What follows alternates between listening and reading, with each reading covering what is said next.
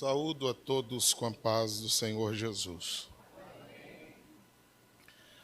Abramos a Bíblia no livro do profeta Isaías, capítulo de número 66.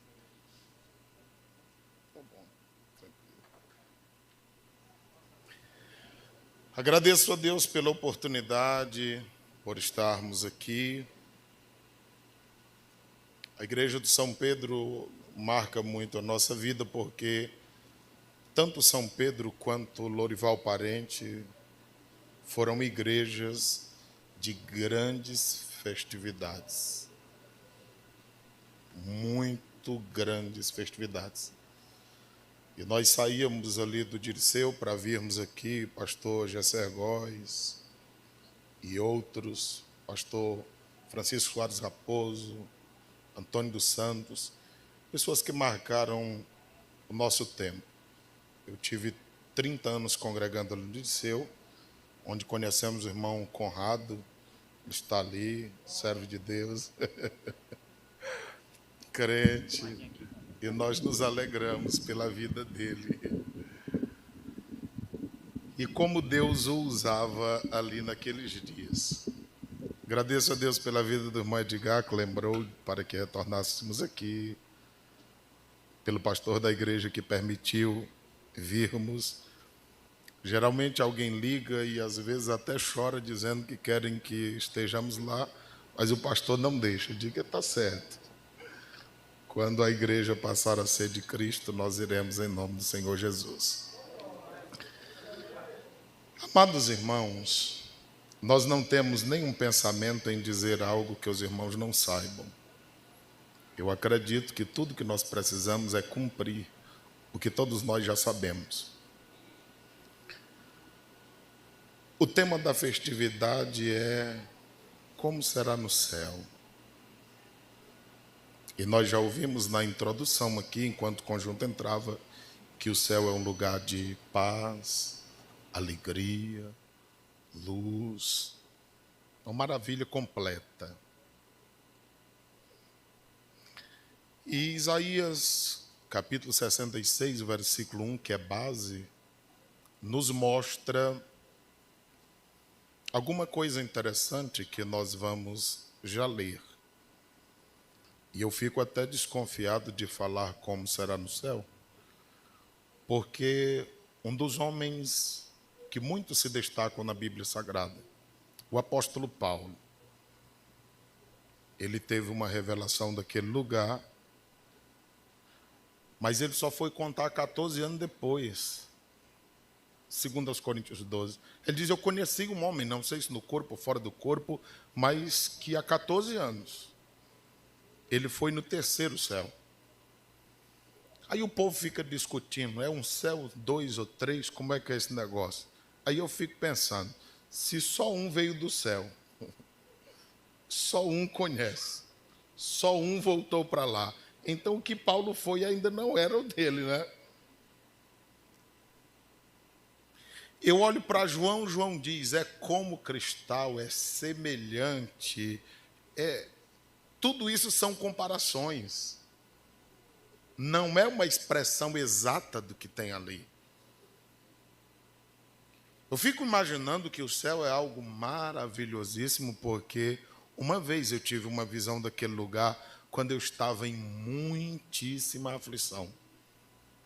Daquele dia para cá, a minha vida espiritual, a minha vida ministerial, tudo mudou na minha vida. Pensamos, lemos e pregamos errado, dizendo que quando Estevão estava morrendo apedrejado, ele viu o céu aberto. Não está assim na Bíblia. A Bíblia diz, em Atos 7, 54 a 56, que quando ele terminou o seu discurso, olhando, ele viu o céu aberto. Lá no versículo 59 de Atos 7, é que o expulsaram da cidade, fora dela o apedrejaram. Entendemos nós, aplicando esse texto, que se nós tivermos uma visão do céu, uma visão da eternidade, nada nos fará desistir da caminhada cristã. E é por esse motivo que eu quero pedir a sua atenção e pedir que não converse, não acesse as redes sociais, porque o povo diz que eu sou mal educado, mas eu sempre aviso para não conversar enquanto eu estou falando do que há de mais importante na face da terra, a palavra de Deus.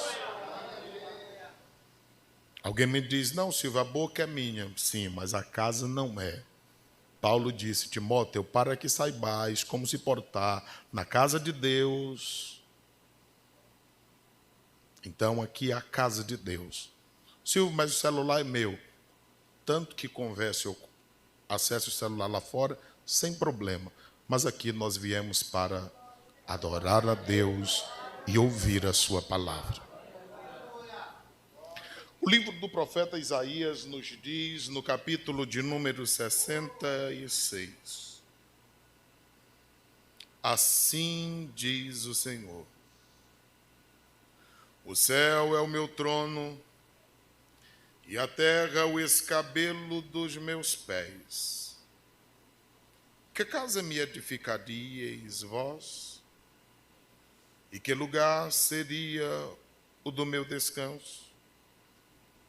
Permaneça com a Bíblia aberta, porque nós vamos ler outros versículos. Vivemos dias onde muitos estão querendo dizer assim diz o Senhor, mesmo quando Ele não disse nada absolutamente. Porque as pessoas são levadas e impressionadas por ouvir isso. Às vezes eu prego 1 hora, 2, 3, e parece que ninguém sente nada a não ser sono. E de repente, quando alguém diz assim diz o Senhor, as pessoas sapateiam, glorificam, e aquele negócio. Sem contar que amanhã de manhã já amanhece uma fila na frente da casa daquele que disse, assim diz o Senhor, mesmo que ele não tenha dito nada. É verdade que o ser humano busca aquilo que é sobrenatural, nós somos atraídos por isso. Mas nós precisamos entender que a profecia mais real, mais contundente, infalível é a palavra de Deus. Se nós nos pautarmos nela e por ela, a nossa vida será diferente. Eu não me empolgo numa noite de festividade, um templo ser lotado, por maior que ele seja. Eu me empolgo quando ele superlota na escola bíblica dominical, que é muito difícil em todos os lugares. Eu me empolgo se isso acontecer em um culto de doutrina ou num culto de ceia. Porque as ordenanças de Cristo para nós foi: batizem águas, participem da ceia. Contanto, a Bíblia Sagrada está nos dizendo, diz o Senhor, o céu é o meu trono e a terra é o escabelo dos meus pés. Fique imaginando, tanta coisa que tem na terra que nós nos impressionamos. Encontro dos rios e cascatas e rios e tanto animais e tantas coisas fabulosíssimas que nós ainda nem conhecemos. E a gente fica boquiaberto. O Senhor está dizendo que esse lugar que nós habitamos é o tamborete dele colocar os pés. É o escabelo dos seus pés. Como será a morada de Deus? E que está preparada para todos aqueles que amam ao Senhor e decidiram renunciar à sua vida aqui para desfrutarem de uma vida eterna ali. Sabe, eu olho para os arautos dos reis e também para todos os demais vocais. A minha oração aos irmãos é para que os irmãos não sejam apenas mais um grupo de louvor na igreja, para criar confusão, para cantar em um culto. Quando o irmão Naldo dizia de 24 componentes, veio logo na minha mente assim, dá 12 grupos de 2, ou então 8 grupos de 3. Ou ainda que sejam os 24. Já pensou esses 24 varões uniformizados numa praça pública adorando o Senhor? Ou numa quadra visitando alguém cantando, a repercussão que não causa numa cidade dessa, numa quadra. Porque o meu maior temor é nós ficarmos discutindo e pensando sobre o céu aqui e não estarmos interessados que mais pessoas entrem nele. Eu estou na igreja há 41 anos, viu, irmãos? 41. Nós sabemos o que é isso. Quantas vezes nós encerramos uma festividade e alguém diz, eu não quero mais estar nesse departamento, mas por quê? Ninguém me reconhece, ninguém me vê. Nós ensaiamos, foi 7 hinos. Nós tivemos 2 oportunidades. Eu não vejo ninguém brigando para orar, eu não vejo ninguém discutindo para ir ao evangelismo, eu não vejo ninguém preocupado em ganhar vidas, eu vejo um monte de gente preocupada em ter oportunidade, em ter microfone, em se aparecer. O céu é um lugar em que Deus está interessado que uma multidão de pessoas adentre lá. No Apocalipse fala de aproximadamente 2.200 quilômetros quadrados, dando o entendimento que não é uma medida exata, mas dando o entendimento de que cabe tantos quanto queiram entrar lá. Ainda não está tudo preenchido. E nós precisamos anunciar esta palavra àqueles que ainda não conhecem. Nós precisamos divulgar esse evangelho. Eu estive pregando no final de semana passado, bem próximo de Imperatriz, na casa de um amigo meu, desafinado como só ele pode ser. E ele disse, pastor, eu faço meu culto doméstico bem aqui, numa área que ele tem lá no quintal. Mas do outro lado o hospital está em reforma. Ele disse, olha, na hora que eu vou fazer o culto aqui, eu ouço ele só batendo colher lá, lavando enxada, eles vêm tudinho. Eu tenho certeza, eles estão ficando aqui do outro lado do muro, só para escutar eu cantando. E eu ouço alguém fungando.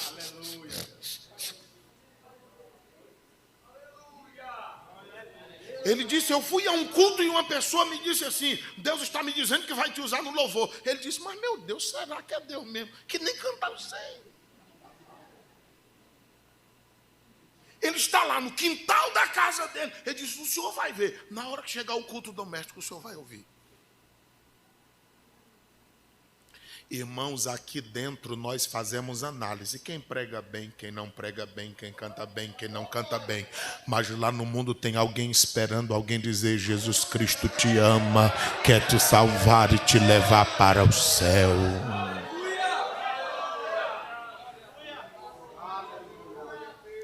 A nossa igreja com mais de 100 anos, 111 anos no Brasil. Que mensagem fundamental da nossa fé. Jesus Cristo salva, cura, batiza no Espírito Santo e vem breve. Essa é a mensagem. Quem é que não sabe disso? Mas quando o Espírito Santo testifica ao coração dos pecadores, eles vêm a Cristo chorando, porque eles sabem que é essa mensagem que salva, essa mensagem que transforma, essa mensagem que muda. O texto sagrado diz que o céu é o seu trono, mas a terra é o escabelo dos seus pés. Isaías 40, versículo 22, os irmãos viram que ele diz que ele se assenta sobre o globo terrestre. Pensou a grandeza de Deus. O texto sagrado diz o seguinte, quem me edificaríeis vós? E que lugar seria o meu descanso? Porque a minha mão já fez todas as coisas. E todas estas coisas foram feitas, diz o Senhor. Mas eis para quem olharei. Olha para quem Deus olha. Será que é para quem olhamos também? Porque nós precisamos resgatar o maior número de pessoas possíveis. Porque nós acreditamos que o céu é bom. E um dos princípios bíblicos é amar o próximo como a nós mesmos. Ora, quem é que quer ir para o céu, irmão? Nós precisamos desejar que todas as pessoas que nós encontramos com elas também estejam indo para lá. Eu sempre digo que fico impressionado, porque a minha mãe é crente. Quantas vezes eu não necessitei sair de um quarto para ir ao banheiro na calada da noite e ouvir ela chorando, dizendo, Deus guarda os meus filhos. Mas isso em lágrimas, que eu ficava pensativo. E sempre na igreja. Aí hoje eu vejo mães com 10 filhos, todos distanciados da casa do Senhor. Entram e saem do culto de olhos enxutos e às vezes ainda tiram um cochilo no banco. Eu digo, será que esse povo acredita que está indo para o céu? Enquanto a família está perdida e a pessoa está muito bem, obrigado, como se nada tivesse acontecendo. Você sabia que nós precisamos nos preocupar com uma maior quantidade de pessoas indo para o céu? O texto sagrado diz assim, para quem olharei? Para o pobre e também para o abatido de espírito e que treme diante da minha palavra. Pobre no sentido de entender que sem Deus, irmãos, nenhum de nós nada somos. Abatido de espírito no sentido de nós entender que todos nós dependemos de Deus, pois observe que nós vivemos uma geração pós-pandemia, onde há um povo deprimido, oprimido, onde o índice de suicídio cresce e o desespero é maior, os medicamentos de tarja preta são multiplicados e há um desespero no mundo.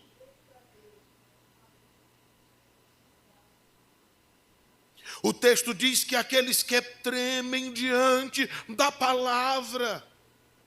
É possível, e eu tenho lutado contra isso, para que as pessoas entendam, é possível que eu costume com a palavra, pregando-a todo dia, tendo o costume de ter tantos quantos exemplares da Bíblia Sagrada puder dentro de casa. Há crentes que passam dias, meses e semanas sem ler a Bíblia Sagrada. Há pastores que não têm também esse interesse em pregar as Sagradas Escrituras e vivê-la, porque eles passaram a pensar que o que estão lendo na Bíblia é apenas para o povo que os ouvem, e enquanto eles estão pregando santidade ao povo, estão vivendo numa vida porca. E a Bíblia diz em Romanos 2, 21 a 23, que para estes eles servem de escândalo para o Evangelho. Olha o que a continuação do texto nos propõe. O versículo de número 3 diz assim, aquele que mata um boi é como aquele que fere um homem. Está dizendo que o povo de Israel estava de uma tal forma que tanto fazia eles querer sacrificar um novilho como matar um homem. Para Deus não estava fazendo tanta diferença. O texto continua e expressa o seguinte, aquele que sacrifica um cordeiro é a mesma coisa de degolar um cachorro, um cão. O sacrifício para eles estava virando algo monótono. Era apenas algo robótico. Você já fez isso? Você estudando ou trabalhando em alguma localidade, naquele costume de trafegar, naquele percurso. Às vezes, num dia atarefado, você vai e chega a algum lugar e diz, meu Deus, eu já estou aqui, eu nem percebi quando passei naquele ponto de referência ou naquele outro. Porque o costume é tanto de você fazer aquela trajetória que você vai sem nem se aperceber. É possível que alguém saia de casa, venha ao templo, abra até a harpa, cante os 3 hinos e volte para casa e seja como se nada tivesse acontecido. Mas o que Deus quer para nós não é isso. Festa e culto não precisa nem depende de pregador, de cantor, de tantos conjuntos ou pessoas famosas. Culto só é culto se for culto. E todas as vezes quando nós já estamos nos arrumando para vir à casa do Senhor, o Espírito de Deus já está bradando no coração do crente. Chegando aqui, seja quem for pregar, seja quem for cantar, nós viemos para adorar o Mestre, nós viemos para adorar o Rei.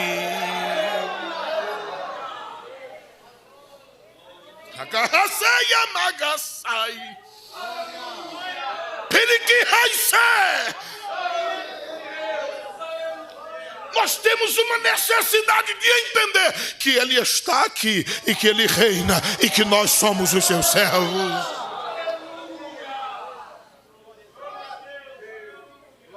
Às vezes nós nos preocupamos com tanta coisa pequena, irmãos, menos com o mais importante: adorar aquele que vive para todo sempre, que está entronizado entre nós.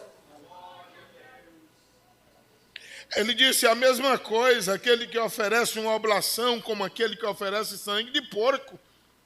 E todo mundo sabe que o porco para o judeu é imundo. É igual àquele que queima incenso, mas também que bendiz um ídolo. Ou seja, tanto fazer eles estar na entrada dos santos, acendendo o incenso, como está adorando o ídolo, eles não levavam nada a sério. O texto continua, irmãos, e ele diz assim ainda: também estes escolhem os seus próprios caminhos. Olha o que Deus está queixoso. Se nós somos povo de Deus, se nós somos filhos de Deus, se nós somos servos de Deus, os nossos caminhos, quem escolhe não somos nós. Antes, nós precisamos andar no caminho de Deus. E o caminho de Deus é Jesus Cristo. Ele diz: sou eu que sou o caminho, a verdade e a vida, e ninguém vem ao Pai se não for por mim. Porque hoje nós pregamos a um povo que às vezes ele disse: pastor, eu decido, eu sou dono do meu... Pastor, eu tenho o meu caminho. É o seu caminho, não é o de Deus. E geralmente quem anda no seu caminho acaba por ter que voltar. Porque 1 Reis 19:16, Deus disse para o profeta: volta pelo teu caminho. Tem gente andando no caminho dos outros. Pastor, mas todo mundo está fazendo. Você não é todo mundo, coloca isso na cabeça. Você é a igreja do Deus vivo que quer ir morar no céu. E quem caminha para o céu anda na contramão do mundo, mas no rumo do céu é diferente. Êxodo 23:2 diz: não siga a multidão por causa do número, deixando de fazer o que é certo e passando a fazer o errado. Porque às vezes a multidão de quem está fazendo errado é tão grande que a gente pensa que eles estão certos. Mas o caminho de Deus é diferente. Porque o caminho do diabo é assim: largo, espaçoso, mas leva para o inferno. Mateus 7:13-14. Mas o caminho de Deus é assim: estreito, apertado, espinhoso. É pouquinha gente. Você sabe que do meio da igreja Deus tirará a igreja. Você é consciente que nós estamos aqui, mas o negócio é mais sério do que o que nós imaginamos. A graça não está barateada. A graça nos foi dada mediante a fé em nosso Senhor Jesus Cristo. Mais uma vez salvos, agora nós temos boas obras que foram preparadas por Deus para que todos nós andássemos nelas. Logo, nós não somos guiados pelo que vemos, mas pelo que não vemos, disse Paulo. Logo, a nossa doutrina e filosofia não é humana, mas divina. O Evangelho não é ultrapassado e a Bíblia não precisa ser ressignificada, nem muito menos menos atualizada. A Bíblia é a palavra de Deus para sempre, palavra de Deus, atual por demais. E tudo que disse antes diz agora e continuará dizendo, porque como Deus não muda, a sua palavra não muda. Portanto, voltemo-nos para a palavra do Senhor, que continua dizendo: estes escolhem os seus próprios caminhos. A sua alma toma prazer nas suas abominações. Você já pensou nisso? A alma cede das intenções, toma prazer nas suas próprias abominações. Você sabia que há pessoas dentro da igreja trazendo lixo para o seu relacionamento? Você sabia que há pessoas na igreja por causa de um aparelho que ele sozinho no lugar não vai para lugar nenhum, mas ele com uma pessoa com um coração que não foi transformado, porque Mateus 15, 19 e 20 está dizendo que é do coração que procede adultério, prostituição, tudo que não presta é do coração. Então o coração do homem tem que morar Jesus Cristo de Nazaré nele, lavá-lo com o sangue do Cordeiro, encher do Espírito Santo, porque do caso contrário a pessoa sentirá prazer em misérias e achando ser normal. O texto sagrado diz assim ainda, versículo 4: também eu quererei as suas ilusões, farei vir sobre eles os seus temores, porquanto clamei e ninguém respondeu. Todos esses prazeres em abominações não passam de ilusões. As pessoas que vivem vidas de prazeres, até mesmo dentro do relacionamento, porque há casais que colocam filme pornográfico para assistirem, para apimentar o casamento, enquanto a Bíblia só dá legalidade do homem ver a nudez do corpo da esposa dele e a mulher ver o corpo do marido dela e nada mais do que isso. Mas tem gente com a mente e com o coração tão pervertido, achando que tudo isso é natural. Silvio, o que que tem isso a ver com a festa? É festa de senhores, mas também tem muitas senhoras, tem adolescentes e tem jovens, e nós estamos querendo saber como é o céu, mas eu já estou preocupado é saber quem é que vai morar lá. Porque eu li na Bíblia em João 16, 23, dizendo: e chegará o tempo em que não terá necessidade de me perguntar mais nada. Eu acredito que vai ser lá, ponto final. Aí depois Jesus começa dizendo: na verdade, irmão, está chegando um horário que nós vamos saber como tudo é lá. Nós vamos já chegar lá. Não vai demorar mais não. Agora, a nossa preocupação deve ser: será que eu vou? Porque tem gente que sabe que ele pode vir hoje, mas está vivendo como se ele nunca mais fosse voltar.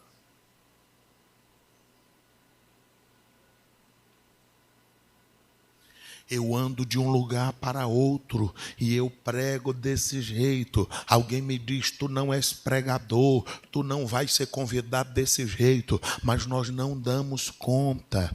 E de repente eu encontro gente de paletó e de gravata, mas que espanca a esposa, que no púlpito prega que é uma coisa, mas que não tem moral dentro de casa, que às vezes canta, mas a vida é mais porca do que você possa imaginar. Eu estou lhe dizendo que não são oportunidades, fama ou coisa parecida que vai nos levar para aquele lugar. Tem pessoas que não são conhecidas entre nós, mas são pessoas que estão intercedendo e por isso muitos de nós estamos de pé. E tem pessoas que são famosas, que não são conhecidas no céu. A importância não é como somos vistos aqui, a importância é como somos vistos ali.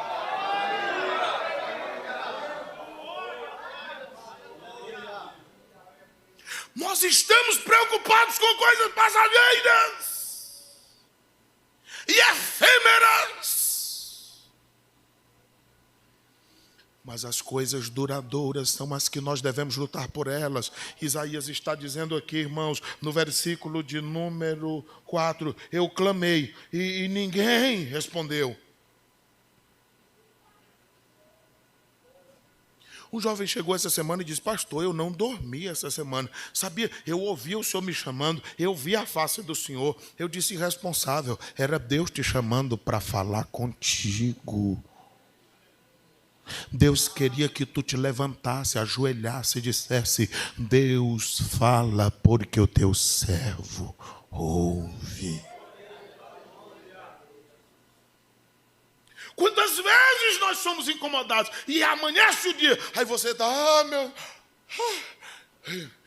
parece que eu não dormi, eu passei a noite, foi apanhando, eu bolei para um lado, eu bolei para o outro, levantou e orou, Deus me livre.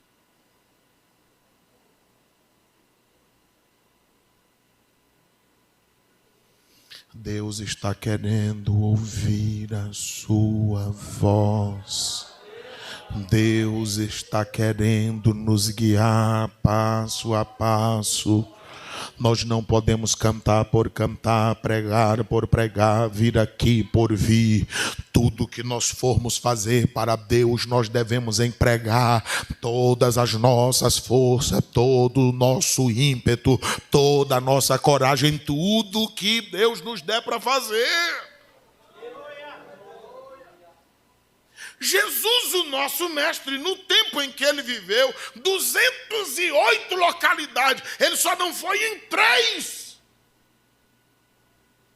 Mateus 4:23 diz que ele percorria, Mateus 9:35 a seguir, ele percorria, Lucas 8:1, ele percorria, ele andava. Ele não parava, o negócio dele era evangelização, porque ele queria vidas. Às vezes nós nos conformamos em passar um ano sem conduzir uma pessoa a Cristo.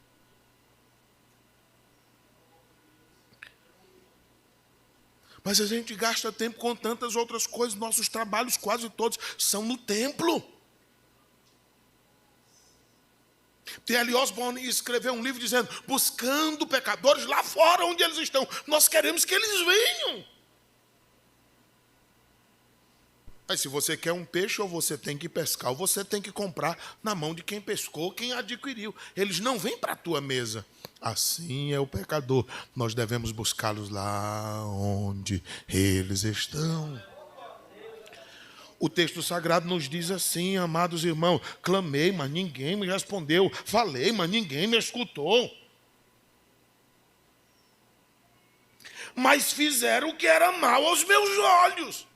Ora, não apinta para nada que Deus diz, mas faz o que quer fazer, e o que quer fazer é mal aos olhos do Senhor.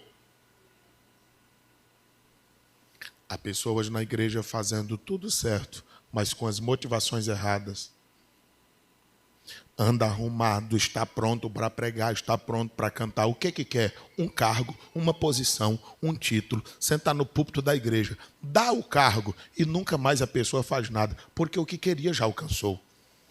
Nós devemos servir a Deus por amor, se nós queremos ir para o céu, independe do que façamos ou deixamos de fazer no que diz respeito à obra, mas tudo que nós fizermos devemos aplicar todas as nossas forças, sabendo de que Deus não é injusto para esquecer-se do trabalho de ninguém. Hebreus 6:12 a seguir.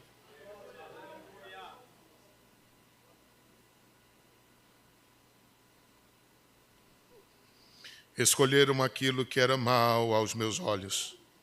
Escolheram aquilo que eu não tinha prazer.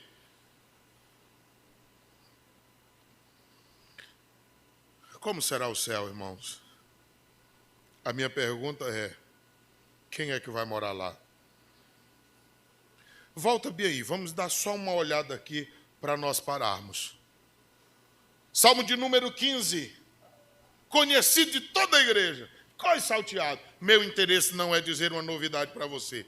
Eram os atenienses que se preocupavam em ouvir novidade. Atos 17:21. Eu não. Eu estou igual Paulo, Filipenses 3:2. Eu não canso de dizer as mesmas coisas. E isso é bom para nós todos. Salmos de número 15 diz, Senhor, Quem habitará no teu tabernáculo? Quem morará no teu santo monte? É aquele. Qual? Aquele ou aquela? Pode ser branco, negro, alto, baixo, magro ou gordo. Aquele. Qualquer pessoa que anda em sinceridade. Como é que anda a sua vida? Ela está em sinceridade? Por que que a esposa não pode saber da senha do celular? Se divide a cama e o casamento é de ambos, por que que ele não pode saber qual é a senha das redes sociais dela? O que é sinceridade na Bíblia? Sincera. Naqueles dias haviam festividades tais quais as carnavalescas no tempo presente, onde eles colocavam cera no rosto. Faziam todo tipo de imoralidade na festividade, mas amanhã, depois de tirar a cera, ninguém sabia quem era quem, porque eles estavam com cera. Ser sincero, segundo a Bíblia, é andar sem máscara. Porque tem gente que aqui é santo, é quase anjo, está quase entrando no céu. Mas se você vir depois de amanhã na faculdade, no trabalho, aonde vai, aí é também quase o cão. Ou às vezes não precisa nem chegar lá, às vezes é só chegar em casa, que já se revela.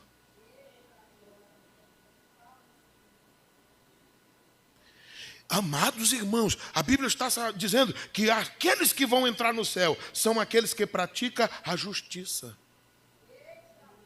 1 de João 3,7 diz, não se engane, quem pratica a justiça é justo. Fala verazmente segundo seu coração. Escuta isso. Fala verazmente segundo o coração. Porque tem gente que fala verazmente, fala a verdade, mas não é segundo o coração. Ele está falando a verdade da boca para fora, mas o coração não tem a verdade. Mas a Bíblia diz que tem que falar a verdade segundo o coração. O que você fala tem que arder na alma, no espírito. É isso que nós precisamos viver. Alguém me diz assim, você prega com raiva? Não, prego com convicção. Alguém tem medo de falar conosco? Alguém diz, não, eu vou falar com o pastor, não sei como é que eu faço. É só abrir a boca e falar. Eu prego como um profeta, eu converso com pessoas como sacerdote, mas eu preciso separar uma coisa da outra. Quando eu estou pregando, eu estou querendo evitar o erro, mas depois dele acontecer, eu tenho que socorrer pessoas, porque esta é a minha função. Agora, eu não posso pregar como quem não acredita no que está pregando. Tem gente que mente tão convicto que você acha que é verdade. Até ele se convence. Será que eu estou falando a verdade quando está mentindo? Mas tem gente que fala uma verdade tão sem coragem que você diz, isso só pode estar mentindo, porque é desanimado desse tanto. Irmão, eu creio na Bíblia com todas as células do meu corpo. Eu acredito na mensagem que eu estou lhes falando com todas as convicções da minha alma. Eu nem queria fazer isso, mas Ele me chamou. Eu preciso fazer o que Ele quer.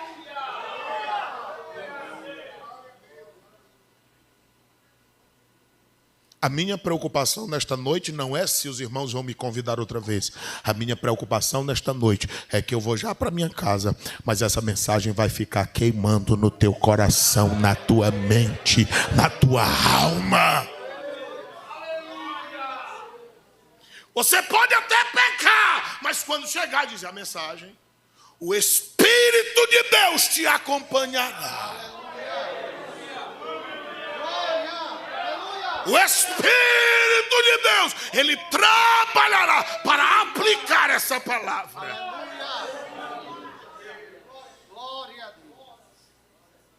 O texto sagrado diz aqui assim, irmãos. Versículo 3. Aquele que não difama com a sua língua. Irmãos, o que tem de gente falsa no nosso meio? Você sabe, irmão, pode ter um crente com estrela na testa, ele pode ter 200 anos na igreja. Se eu ver o irmão no erro, eu digo: irmão, senta aqui, eu quero falar contigo. Irmão, toma vergonha na tua cara. Eu lembro que um obreiro chegou para mim e disse: o senhor tem uma pulga na orelha com relação a mim? Eu disse: tenho não, eu tenho um cachorro todinho. Tu não presta. Ele baixou a cabeça e começou a chorar e disse: ninguém nunca teve coragem de dizer isso. Pois agora tu achou. Quem tem coragem te converte, rapaz. Muda de vida.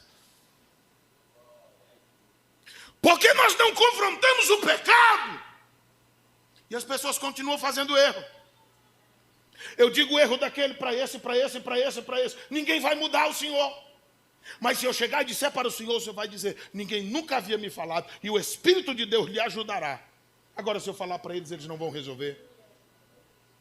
Eu sei que muitos me odeiam, porque eu prego a Bíblia com relação a mim. Só tem 2 sentimentos. Eu sei disso. Quem está caminhando para o céu me ama. Quem está indo para o inferno me odeia. Mas meu negócio é com o céu e falar a verdade do céu para onde eu estou indo.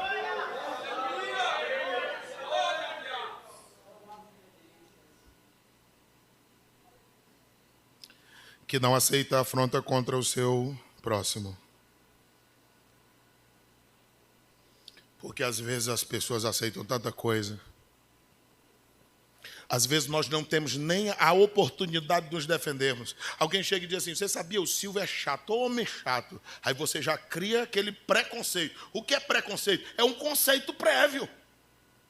Quando eu vou chegando, você já vai afastando dizendo: já me disseram que ele é chato. Não sei não, hein? Estou achando ele muito inchado. Isso é gordura, irmão. É gordura. Não, eu achei ele assim inchado, sei lá. Aí as pessoas já vão criando aquilo. Pronto. Você, mas o que tem essa pessoa que é esquisito? É porque já ouviram. Eles não esperam. A pessoa pode me dizer o que quiser de você.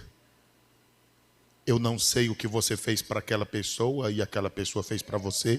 Eu vou me aproximar de você. Eu saberei quem é você de verdade.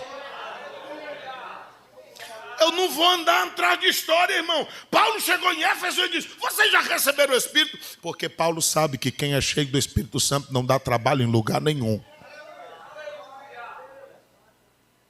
Aí ele chegou e disse: não receberam? Pois vem cá, vocês vão já receber. Pronto. Irmão, a igreja precisa do Espírito de Deus, de poder de Deus e de graça de Deus na vida.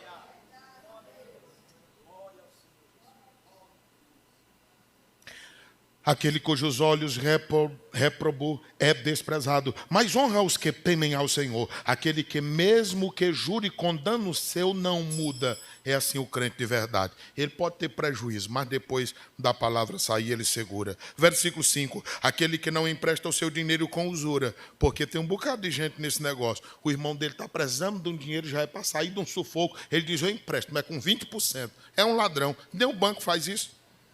Aí o texto sagrado diz assim: nem recebe suborno contra o inocente. Tem gente que para conseguir o que ele quer, nem que ele mate outro, mas ele faz. Igreja, esse povo não vai para o céu. Quem vai para o céu precisa fazer o contrário de todas estas coisas. Quem está nessa noite aqui que deseja entregar a vida a Cristo? Tem alguém nesta noite que quer aceitar a Jesus como seu Senhor e Salvador da sua vida? Tem alguém que quer reconciliar-se nesta noite? Quantos entenderam uma palavra desta noite?